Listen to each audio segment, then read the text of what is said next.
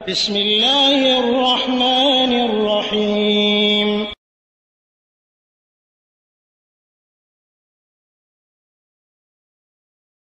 ওয়ালাইকুম আসসালাম ওয়া রাহমাতুল্লাহি ওয়া বারাকাতুহু। ঢাকা থেকে মুরাদ ভাই জানতে চেয়েছেন হাঁটুর উপরে কাপড় উঠলে ফরজ তরক হয় কিনা এবং উযু ভাঙবে কিনা। আলহামদুলিল্লাহ ওয়াসসালাতু ওয়াসসালামু আলা রাসূলিল্লাহ। জি সম্মানিত ভাই, আসলে পুরুষের সতর যেটা, এটা নিয়ে ইখতিলাফ রয়েছে। বেশিরভাগ মত শেখ মোহাম্মদ বিন সালেহ আল উসাইমিন রাহিমাহুল্লাহ বলেছেন যে একটি মত হলো আর রুকবাহ দাখিলাতুন ফিল আওরা ফায়াজিবু সাতরা। একটি মতামত হলো যে হাঁটু এটা একটা সতরের অন্তর্ভুক্ত, অতএব এটা ঢেকে রাখাটা ওয়াজিব। আবার কেউ কেউ মতামত দিয়েছেন যে আন্নাসুররা ও রুকবা কিলতাইহিমা মিনাল আওরা, যে নাভি থেকে হাঁটু পর্যন্ত এটা হলো আওরাত, এটা হলো সতর, ঢেকে রাখতে হবে। এবং আরেকটি মতামত হলো যে আপনার এই হাঁটুটি এটা সতরের অন্তর্ভুক্ত নয়, অতএব এটা যদি কেউ না ঢাকে তাহলে কোনো অসুবিধা নেই, তবে উত্তম এবং শ্রেষ্ঠ এটা ঢেকে রাখা।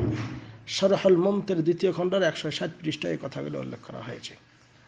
কাজেই এর দলিল হিসাবে যেটা দেওয়া হয়েছে যে নবী করিম সাল্লাল্লাহু আলাইহি ওয়াসাল্লাম একদিন বসেছিলেন এমন এক জায়গা যেখানে পানি ছিল এবং সেখানে তার হাঁটুর উপরে কাপড় উঠেছিল।